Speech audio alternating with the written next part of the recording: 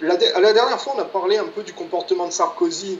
Bon, c'était plus dans un rapport de soumission à George Bush et dans la volonté de vous assassiner, mais on a parlé du comportement de la France en Libye et sous Sarkozy et en Syrie. Est-ce que vous pouvez nous parler de ce dont vous avez été témoin à partir de 2012 et qui concerne plus spécifiquement la politique étrangère du Parti socialiste et de François Hollande dans la groupe. Oui, mais même je vais vous proposer quelque chose.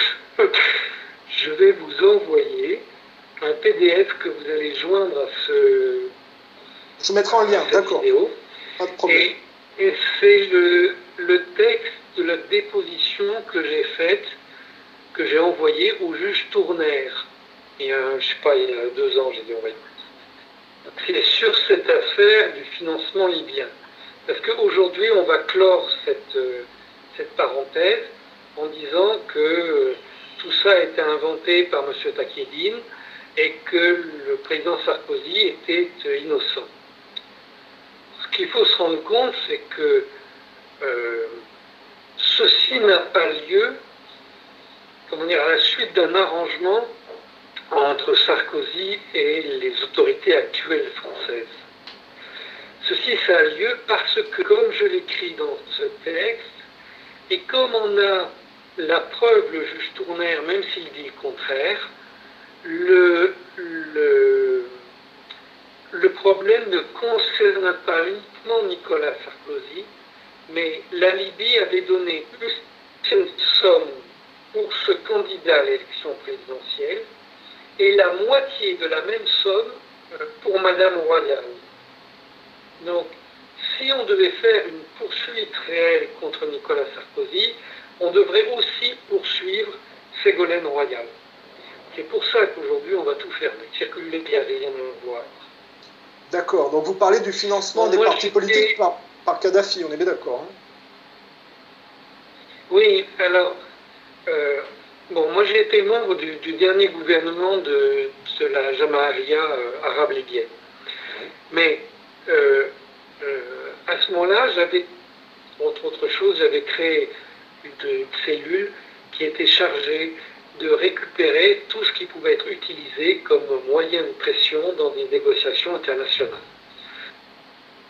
Il y avait des hauts fonctionnaires qui m'ont rapporté toutes sortes de choses, dont cette affaire du financement de la campagne présidentielle, et ce sont eux qui m'ont expliqué 2 pour M. Sarkozy, 1 pour Mme Royal. Bon. Ce ne sont c'est qu'une partie de l'argent qui a été versé par la Libye en France. Mais le but de la Libye, ça n'était évidemment pas de favoriser tel ou tel candidat, ils s'en moquaient complètement. Ce qu'ils avaient exigé, c'est que celui qui prenait cet argent, s'il était élu, devait effacer la condamnation d'Abdallah Senoussi, qui était le chef des services secrets, mais qui était aussi le beau-frère de Nicolas Sarkozy. Donc il devait effacer sa condamnation en France.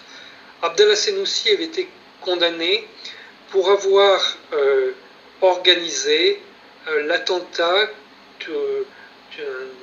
d'un avion, le TWA, ça avait provoqué de très nombreux morts, pendant la guerre du Tchad. Et la Libye disait, ça c'est un acte de guerre, ça n'est pas du terrorisme, c'était un acte de guerre, il y avait des gens qui étaient visés, etc.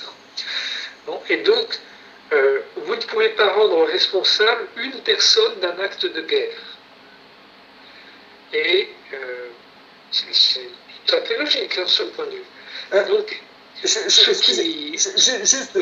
fais une parenthèse. Vous dites donc que la Libye assume ce qui s'est passé à ce moment-là? Oui, absolument. D'accord. Absolument, mais il disait que c'était un acte dans le cadre de la guerre entre la France et la Libye en République centrafricaine. Vous vous rappelez de l'époque à laquelle c'est arrivé? Est-ce que vous connaissez la date?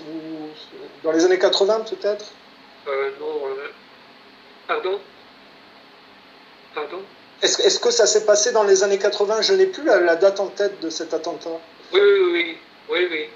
Est-ce que vous avez la date précise? Bon, je la remettrai sinon. Pas là, 20 minutes, mais je peux vous la retrouver, oui. C'est un avion qui a été disloqué par une bombe. Ah, on a été coupé. Je ne sais pas, je pense, oui, oui. On parle bien du vol UTA qui a explosé avec des passagers. On ne parle pas de l'affaire en Écosse, là. On parle pas de Lockerbie. On parle pas de Lockerbie. On parle pas de Lockerbie. On parle pas de Lockerbie, on parle de la TWA. C'est pour qu'il n'y ait pas de confusion et qu'il n'y ait pas de problème. Alors dans ce cas, je mettrai, si vous voulez, en lien la référence. Après l'interview, vous me direz de quel vol spécifiquement il s'agit et de quelle date, et puis je mettrai le lien. Ok. Et donc vous disiez, est-ce que, alors, aussi je voulais vous poser la question, est-ce que vous avez est-ce que vous avez Excusez-moi. D'après les Libyens, Nicolas Sarkozy et Ségolène Royal, les deux, avaient pris l'engagement d'effacer la condamnation d'Abdallah Senussi. Alors ceci n'est possible en théorie que si le nouveau président de la République fait agir son droit de grâce. Mais moi je ne pense pas que ni l'un ni l'autre n'aurait utilisé cette option. Je pense que l'un et l'autre avaient l'intention de faire pression sur la justice française pour que des magistrats annulent eux-mêmes cette condamnation. Et est-ce que vous avez les sommes spécifiques qui ont été allouées au parti en question et aux candidats? Oui, à l'époque, je ne retiens pas les chiffres, je ne vais pas être capable de vous le dire là, mais j'ai noté ça dans la déposition que j'ai faite. D'accord. Il s'agit de plusieurs dizaines de millions d'euros, on est bien d'accord, hein, logiquement, si, si on suit la logique. Et donc, parce que justement, moi j'avais un abonné, on peut en parler maintenant, qui voulait vous poser la question de Sarkozy qui se plaignait d'une manipulation. En réalité, quel a été le comportement de Sarkozy dans cette guerre en Libye vis-à-vis de la famille Kadhafi?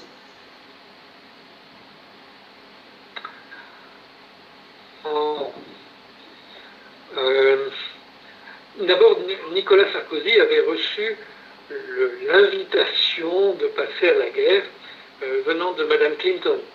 C'était, elle disait, la stratégie du leadership par l'arrière. Donc on va manipuler le Royaume-Uni et la France pour qu'ils rentrent en guerre.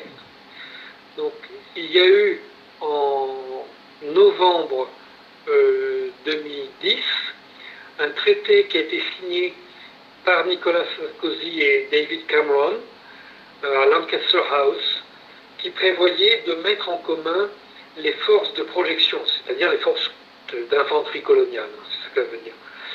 Donc ce traité avait des annexes qui ont été gardées secrètes, mais l'une d'entre elles est connue puisqu'elle prévoyait un très grand exercice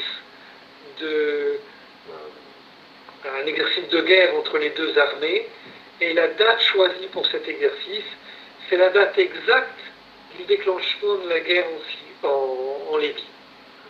Donc en fait, quand on disait qu'on allait faire un exercice, c'était simplement que l'on prévoyait d'avoir mobilisé les personnels pour ces actes. Donc c'est très clair, cette affaire a été préparée. Et il y a par ailleurs toutes sortes d'éléments qui montrent que l'OTAN a commencé à préparer cette chose-là dès 2005. Mais peu importe. Donc la France a essayé de livrer cette guerre en tirant le maximum de profit. Elle espérait pouvoir continuer à exploiter le pétrole en Libye, qu'elle exploitait déjà, mais plus de pétrole et à des conditions plus avantageuses. Rien de tout ça ne s'est avéré fonctionner. Aujourd'hui, les seuls qui tirent un intérêt de cette guerre sont les États-Unis. Personne d'autre ne bénéficie du pétrole libyen. D'accord. Vous voulez dire que quand même le crime ne paie pas pour les Français qui ont été les vassaux des États-Unis Absolument. et qui en ont payé le prix.